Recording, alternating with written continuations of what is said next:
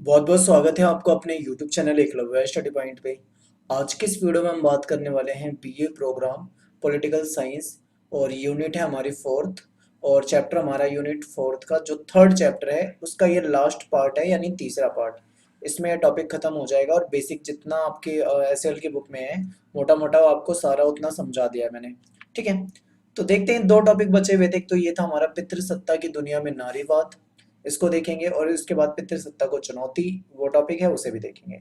तो देखिए, पितृसत्ता की दुनिया में नारीवाद, फेमिनिज्म के बारे में आपको पहले भी मैंने बताया था कि जो हमारा समाज है यहाँ पे पितृसत्तात्मक व्यवस्था है, यानी कि यहाँ पे पुरुष जो होते हैं, मेल जो होते हैं, उनको ज्यादा वैल्यू दी जाती है। ठीक है, एक जो महिला होती है, स्त्री होती है, फीमेल के को देखें तो उसको उतना महत्व नहीं दिया जाता है। तो ये हमारा पितृसत्तात्मक समाज है, और इसमें नारीवाद जो है, नारीवाद वो हैं जो महिलाओं के अधिकारों को या फिर उनको समानता देने की बात करते हैं।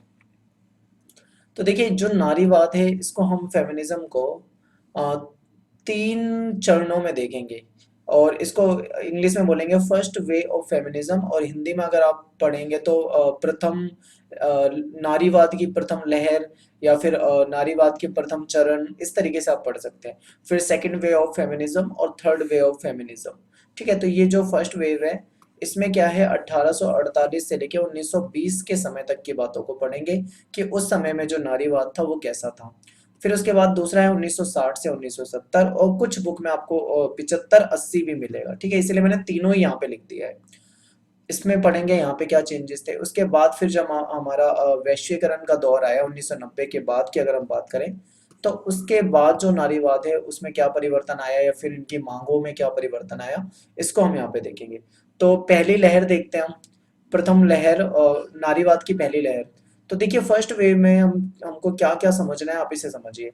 देखिए, ये उस समय की बात है 1848 से 1920, और इसमें ना भारत में इस समय में नारीवाद इतना महत्वपूर्ण नहीं था। तो यहाँ पे हम भारत की बात नहीं करेंगे, यहाँ पे जो वेस्टर्न कंट्रीज थी, जैसे कि मान लो आप पश्चिमी जो देश थे, यूरोपियन कंट्री की अगर हम बात करते हैं, अमेरिका की, अगर अमेरिका में आप उत्तरी अमेरिका की बात करो या फिर यूरोप की बात करो, तो वहां पे कुछ देशों में महिलाओं के प्रति समानता की बात चल रही थी, महिलाओं को अधिकार दिलाने की बात चल रही थी। मतलब ये जो एक आंदोलन समझ लो या फिर मांगे समझ लो, ये खासकर UK side, United kingdom, Europe, जिसे हम यूरोप में आता है ये, और अमेरिका की बात करें, और कनाडा वगैरह, इन जगहों पे, पश्चिमी देशों में और फिर अमेरिकी देशों में, यहाँ पे ज्यादा मतलब ये चीजें देखने को मिली थी।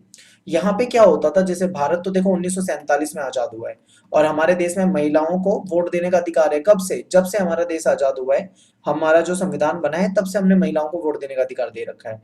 तो भारत की बात नहीं करने वाले हम यहाँ पे, लेकिन ब्रिटेन में और अमेरिका में आपको पता होगा, ये इनको हम मॉडर्न कह सकते हैं, आधुनिक कह सकते हैं, विकसित कह सकते हैं, लेकिन यहाँ पे महिलाओं को वोट देने का अधिकार नहीं था। ठीक है, और वहां पे महिलाओं ने मांग ये रखी अपनी सत्ता के सामने, सरकार के सामने, कि हमको मतदान का अधिकार चाहिए, हमको बराबर कानूनी अधिकार चाहिए, क्योंकि जो पुरुष हैं उनको, जो पुरुष होते हैं उनको अधिकार प्राप्त हैं, लेकिन जो महिलाएं हैं उनको अधिकार प्राप्त नहीं है। इस बात को लेकर ये यहाँ पे कई सारी बातें चली थी। तो प्रथम लहर की बात करें या फर्स्ट वे ऑफ फेमिनिज्म की बात करें, तो प्रथम लहर नारीवाद में सामाजिक घटना पर अधिक महत्व दिया गया। ये मुख्यतः यूरोप और अमेरिका में हुई थी ये वाली घटनाएं, जहां महिलाओं द्वारा मतदान के अधिकार की मांग की गई थी। और अब आप मुझे एक क्वेश्चन बताएंगे आज कमेंट में, अमेरिका में और ब्रिटेन में यहाँ पे महिलाओं को वोट देने का अधिकार कब मिला था? ठीक है, मैं आपको एक हिंट दे देता हूँ, 1920 से लेकर 1930-40 के बीच की बात है। अब आप बताएंगे कि अमेरिका में कब मिला और ब्रिटेन में कब मिला, गूगल पे सर्च करें। तो यहाँ पे क्या हुआ, महिलाओं ने मांग की कि हमको मतदान का अधिकार दो, हमें वोटिंग का जो राइट है वो हमें मिलना चाहिए। महिलाओं ने भेदभाव को, जो डिस्क्रिमिनेशन होता था महिलाओं के साथ, भेदभाव को समाप्त करके कानूनी और राजनीतिक अधिकारों में समानता की मांग की, कि भाई जैसे पुरुषों को अधिकार मिले हुए ऐसे हमें क्यों नहीं मिले हुए, हमें इनके बराबर अधिकार मिलने चाहिए, ऐसी मांग यहाँ पे चली। महिलाओं में जो बाहरी प्रतिबंध थे, कई तरह के प्रतिबंध महिलाओं में वहां पे भी होते थे, उसका भी यहाँ पे क्या हुआ, विरोध किया गया, इन्होंने विरोध करा नारीवादियों ने। तो ये वो समय है जब पश्चिमी देशों में महिलावादी जो संगठन है या जो महिलावादी विचारधारा के जो लोग हैं या फेमिनिज्म को मानने वाले जो लोग हैं, उन्होंने महिलाओं को बराबर कानूनी अधिकार को दिलाने की मांग की थी। यहाँ पे भारत तो बात इसलिए नहीं कर रहे हम क्योंकि भारत में जो उस समय में उपनिवेशवाद था, एक तरह से हम अंग्रेजों के गुलाम थे, ठीक है, तो स्वतंत्र देश था ही नहीं, तो वैसे ही हमें बहुत तरह की चीजों में मतलब भेदभाव होता था, तो महिलाओं वाली बातें तो यहाँ पे आनी ही नहीं थी। आगे देखिए, अगर हम बात करें दूसरी लहर यानी सेकंड वेव ऑफ फेमिनिज्म की बात करें 1960 से 70, पर कुछ बुक में हो सकता है आपको 1960 से 80 भी मिले। तो देखिए, दूसरी लहर में असमानता, कानूनी असमानता, परिवार, नौकरी, प्रजनन के अधिकार शामिल है। यानी कि फर्स्ट फेमिनिज्म के टाइम पे जब मांग की गई थी महिलाओं के द्वारा कि हमको मतदान का अधिकार दिया जाए, तो यहाँ पे महिलाओं को मतदान का अधिकार दे दिया गया। यानी महिलाओं ने जो मांग की थी, उनको उनकी मांग को वहां की सरकारों के द्वारा मान लिया गया, तो उनकी वो वोटिंग वाली समस्या तो वहीं पे खत्म हो चुकी है। तो अब ये कोई समस्या ही नहीं रही यहाँ पे वोटिंग की। तो सेकंड में आप देखिए, यानी कि एक एग्जांपल देके मैं आपको बताता हूँ, महिलाओं को लेकर जो अधिकारों को लेकर अगर हम बात करें तो उनकी समस्याएं बहुत ज्यादा थी। मान लीजिए उनकी 10 मांगे थी, तो एक या दो मांगे तो फर्स्ट वेव में जो पहली लहर थी उसमें पूरी हो चुकी है, मानी जा चुकी है, लेकिन उसके बाद इसका मतलब ये नहीं है कि मतदान का अधिकार मिल गया तो उनको पूर्ण स्वतंत्रता मिल गई हो, उनको बहुत आजादी मिल गई हो, नहीं, उनको केवल मतदान का अधिकार मिला है। अभी भी बहुत सारी चीजें ऐसी हैं जो उनको प्राप्त नहीं है, बहुत सारे क्षेत्र ऐसे हैं जहाँ पे इक्वेलिटी नहीं है, समानता नहीं है, डिस्क्रिमिनेशन अभी भी होता है, भेदभाव यहाँ पे भी हो रहा है। तो इसको लेकर ये बातें की गई थी, ठीक है। तो देखिए, 1980 के दशक की शुरुआत में पितृसत्तात्मकता, लिंग आधारित कानूनों को धीरे धीरे खत्म कर दिया गया। यानी कि ऐसे कानून जिसपे जेंडर को लेकर कोई बात चलती हो, उसको क्या किया गया, वहां पे खत्म कर दिया गया। तब ऐसा माना जाने लगा कि महिलाओं को उनके अधिकार मिल गए हैं। कई रोजगार के रास्ते जो थे उसमें महिलाओं के लिए रास्ते खोल दिए गए, महिलाओं को वहां पे रोजगार के लिए अनुमति दे दी गई।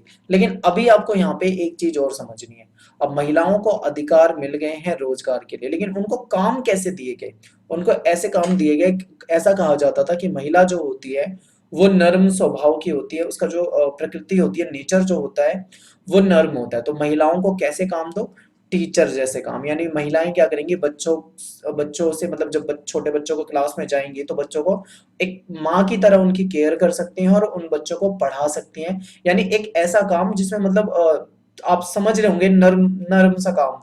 दूसरी तरफ जैसे नर्स वाला काम होता है, क्योंकि नर्स वाले काम में भी एक मातृत्व की जरूरत होती है, यानी कि मतलब एक लगाओ, जो भी पेशेंट है या जो भी मतलब बीमार व्यक्ति है जिसको जिसका ध्यान एक नर्स रख रही है, तो कहीं ना कहीं भावनात्मक रूप से उससे जुड़ी होती है, उसके लिए काम करना, उसकी हेल्प करना, उसकी सहायता करना, ये काम उस नर्स का होता है। तो नर्स भी क्या होती है, एक तरह से मतलब मदद करती है, सहायता करती है। तो ऐसे काम महिलाओं को दिए गए, ऐसे कामों में उनको आगे कर दिया गया जो उनके लायक हो। अब यहाँ पे लायक मैं नहीं बोल रहा हूँ, ऐसा वो बोलते थे जो वेस्टर्न में या फिर जो मतलब वहां की सोच वाले व्यक्ति थे। क्योंकि भाई मुझे ऐसा नहीं लगता कि केवल यही काम दिए जाने चाहिए, मुझे तो लगता है भाई वो बहुत सारे काम कर सकती हैं। तो ऐसा था। तो यहाँ पे देखिए ये कई सारे रास्ते यहाँ पे खोल दिए गए थे उनके लिए। तो ये सेकंड वेव हो गया, लेकिन समस्या खत्म नहीं हो रही है। कुछ मांगे जो है महिलाओं की वो मानी जा रही है, पर उनकी समस्याएं खत्म नहीं हो रही, क्योंकि समाज में पितृसत्तात्मकता आज भी है। ये तो बात हम 1900 की कब की कर रहे हैं, आज तो 2020 है। क्या आज के समय में सारी समस्या खत्म हो गई? नहीं, आज भी खत्म नहीं हुई। 2050 में क्या ये सारी समस्या खत्म हो जाएंगी? नहीं, क्योंकि पितृसत्तात्मकता की जड़ें जो हैं इतनी गहरी हैं कि वो एकदम से सारी चीजें खत्म हो पाना पॉसिबल नहीं है। तो यही बातें यहाँ पे की गई है। अब देखिए, यहाँ पे मैंने आपको थर्ड फेज तक बताया है, पर आपको और डीप जाते हो तो फोर्थ फेज भी मिलेगा, जिसमें अब वर्तमान की बातें होंगी, लेकिन आपके सिलेबस में नहीं था, इसीलिए मैंने आपको आगे ज्यादा नहीं बताया और बहुत बेसिक बेसिक बता रहा हूँ आपको। आप किसी अच्छे राइटर की बुक में पढ़ें ज्यादा डीपली जानने के लिए।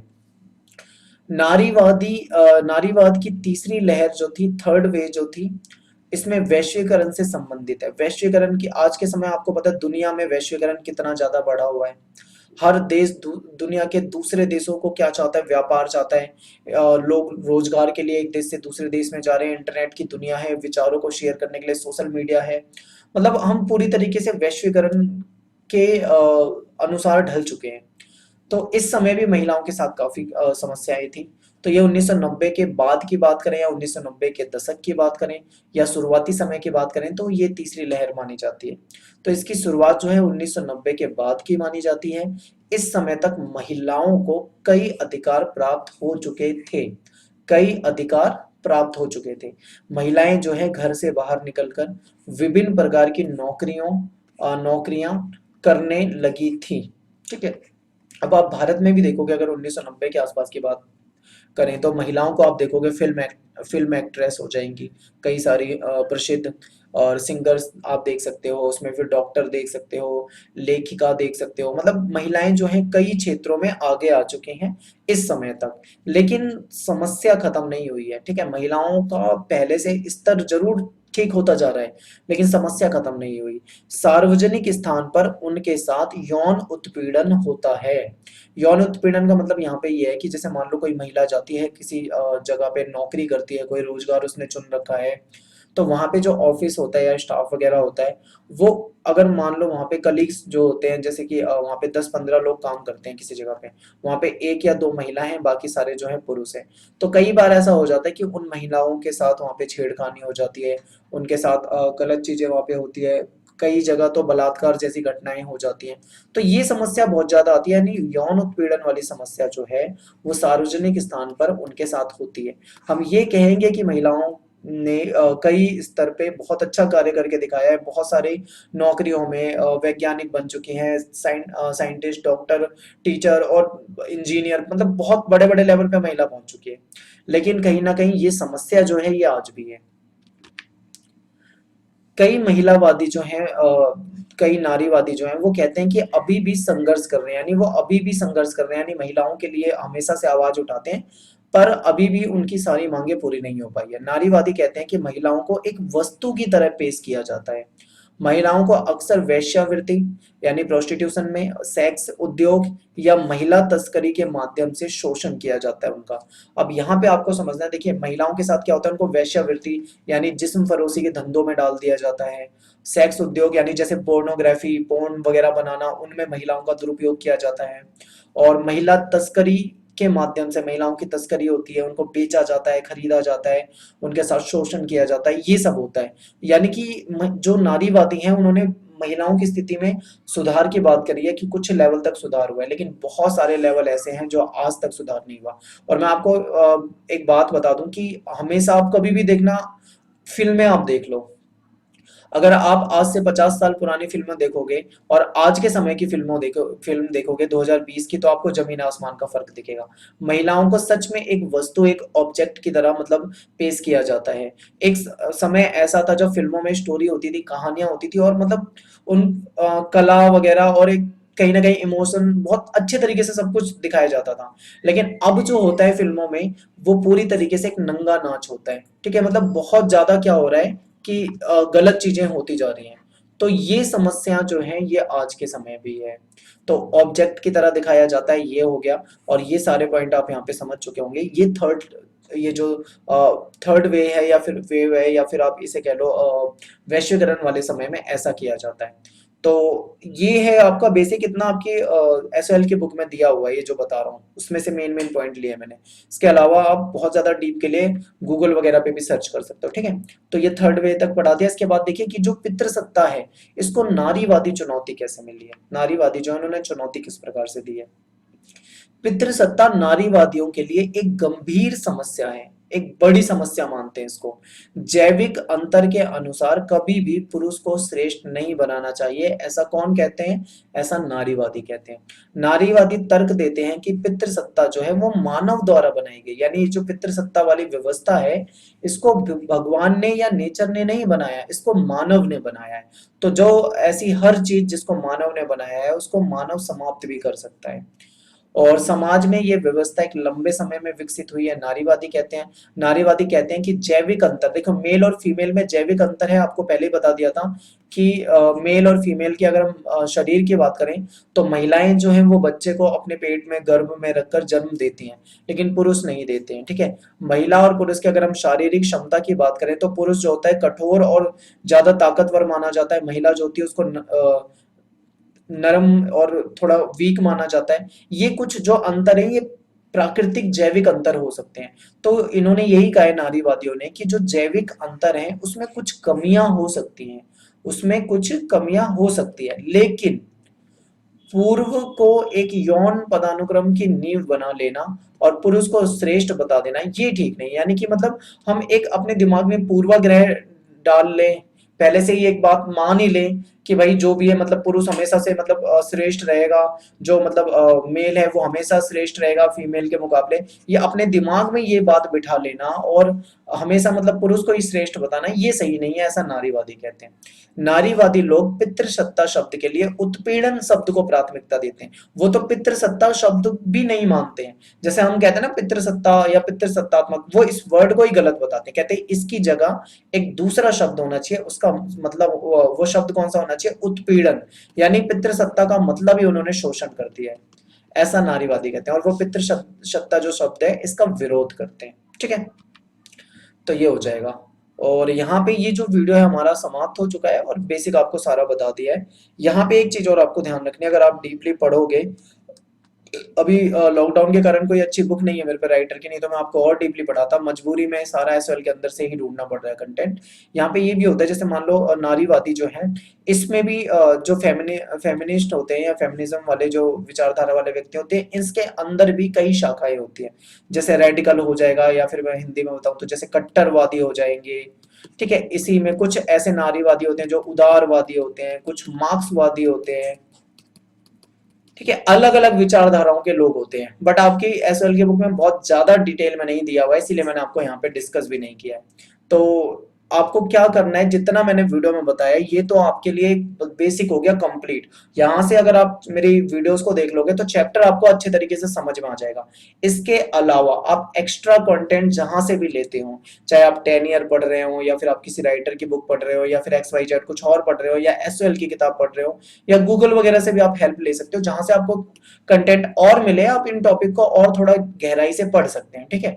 बाकी पेपर में आपके लिए जो क्वेश्चन आएंगे वो सिंपल ही आएंगे। आप इन्हीं चीजों को जो जो आप वीडियो में बताया जा रहा है, अगर आप इनको भी अच्छे से एक्सप्लेन कराओगे तो आपका आंसर काफी मतलब परफेक्ट हो जाएगा, अगर आप अच्छे से पढ़ के समझ के जाते हैं तो मिलते हैं नेक्स्ट वीडियो में। Thanks for watching. जय हिंद, जय भारत।